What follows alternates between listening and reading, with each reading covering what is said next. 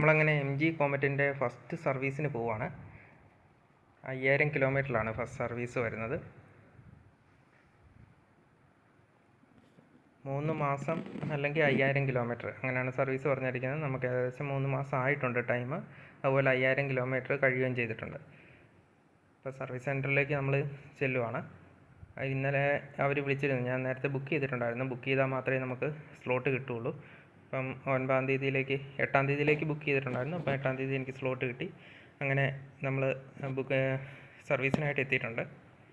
അപ്പോൾ സർവീസ് കഴിഞ്ഞായിരുന്നു. അപ്പം നമുക്കതിൻ്റെ ബില്ല് കിട്ടിയിട്ടുണ്ട്. 1400ഓളം രൂപയാണ്. 1441 രൂപയാണ് നമുക്ക് ബില്ലായിട്ട് വന്നിട്ടുള്ളത്.